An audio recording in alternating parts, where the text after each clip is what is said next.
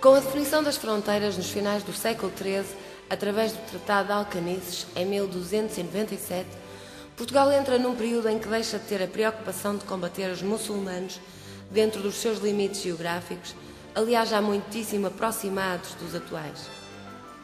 O rei Dom Dinis pode assim voltar-se para a resolução de outro tipo de problemas e para o investimento na identidade de uma nação que queria agora afirmar-se, já não tanto pela força, mas muito mais pela cultura, como um grande símbolo de identificação de nacionalidade.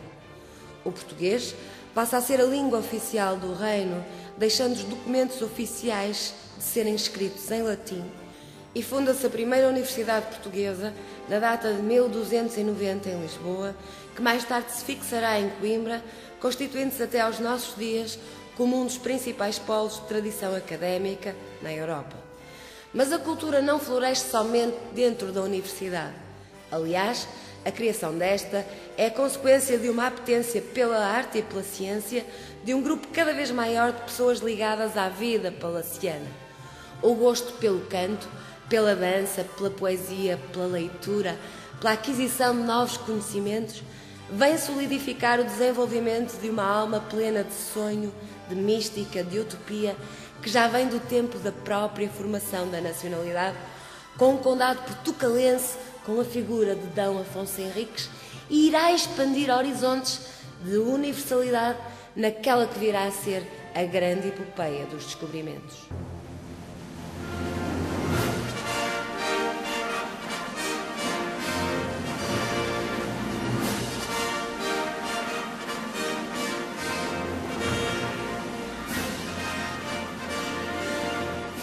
A confirmar esta ambiência de um futuro que se prevê e que se constrói, Dom Dinis, rei poeta e lavrador, manda plantar o Pinhal de Leiria, cuja madeira, décadas mais tarde, será um dos suportes fundamentais para a construção das primeiras caravelas portuguesas.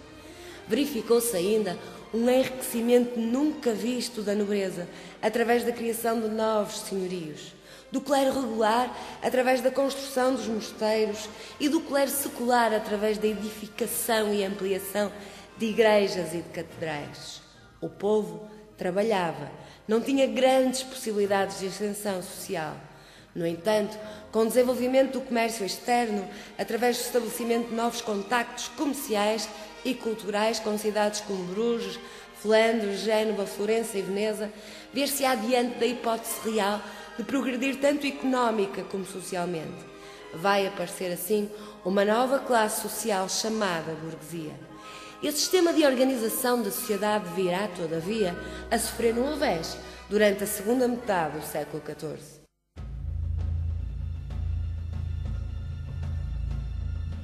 Fomes, pestes e guerras alastram pela Europa fora e tocam Portugal de forma muito séria. Anos consecutivos de chuvas contínuas originaram a falta de cereais, fomes, mortandades, êxodos rurais e consequente empobrecimento de uma nobreza tradicional ligada à exploração dos senhorios.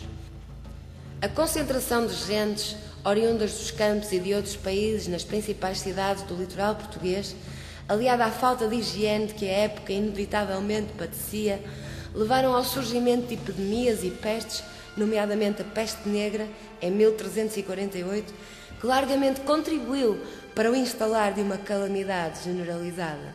Ainda, para agravar todo este quadro, instalou-se no reino um problema político de sucessão com a morte do rei Dom Fernando. Dona Beatriz, única filha legítima do monarca, casada com o rei de Castela, D. João I, foi mandada aclamar rainha de Portugal por sua mãe, Dona Leonor Teles, que tinha uma relação amorosa com o conselheiro galego João Fernandes Andeiro.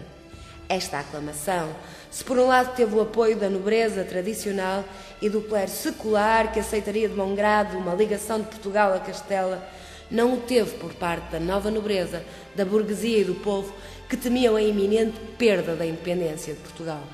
O povo de Lisboa chega mesmo a revoltar-se, ficando famosa a célebre frase da crónica de D. Fernando, escrita por Fernão Lopes: "Agora se vende Portugal, que tantas cabeças e sangue custou a ganhar quando foi tomado aos mouros." Rapidamente surgia uma conspiração para matar o Conde-Andeiro, que era tido como uma das principais influências pró-castelhanas e como um dos principais perigos para a perda da independência nacional. Dom João, mestre da Ordem Militar de Avis, encabeçando um grupo de alguns homens armados, é designado para o cumprimento da tarefa. Entra no Paço Real e faz constar que ele próprio, Dom João, teria sido morto. Não faltou, todavia, quem esclarecesse que o mestre estava vivo e que o Conde-Andeiro, esse sim, morrera. O mestre é então mostrado às massas populares que o aclamam seu defensor e lhe prometem fidelidade.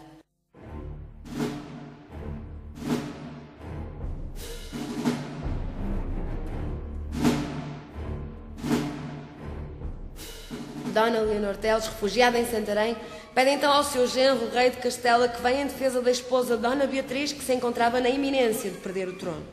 O exército castelhano invade Portugal e travam-se várias batalhas em que os portugueses detêm o seu avanço. Os castelhanos conseguem chegar, todavia, a Lisboa, estabelecendo em torno da capital do reino um cerco de quase 5 meses, durante o qual a população da cidade padeceu fome e doença, mas resistiu bravamente, sob a orientação do seu aclamado defensor, D. João, mestre de Avis. É precisamente por causa da peste que o rei castelhano, ao ver a própria esposa ficar doente, manda retirar o seu exército, o que se traduz em nova vitória para as gentes portuguesas. Esta situação vai fazer com que grande parte da sociedade lusitana se reúna cada vez mais em torno daquele que tão bem a soubera defender dos interesses dos invasores. Dom João, mestre de Avis, acabará assim por ser aclamado rei de Portugal nas Cortes de Coimbra de 6 de abril de 1385, com o apoio da burguesia e da nova nobreza. Contudo, os castelhanos não desistem das suas pretensões à corte portuguesa e voltam a atacar o nosso país em agosto do mesmo ano, travando-se então a decisiva batalha de Aljubarrota, em que o exército invasor, 3 vezes superior em número ao exército português, é por este derrotado através da inteligente aplicação da técnica do quadrado, com Nuno Álvares Pereira à frente das nossas tropas. Em sinal de honrado reconhecimento pelo êxito na peleja, durante muitos anos fizeram-se procissões em Lisboa e o rei português mandou construir o mosteiro de Santa Maria da Vitória, mais conhecido pela designação de Mosteiro da Batalha. O rei D. João I assegurava assim a independência portuguesa, que os castelhanos, todavia, só reconheceriam em 1411 através da assinatura de um tratado de paz entre Portugal e Castela.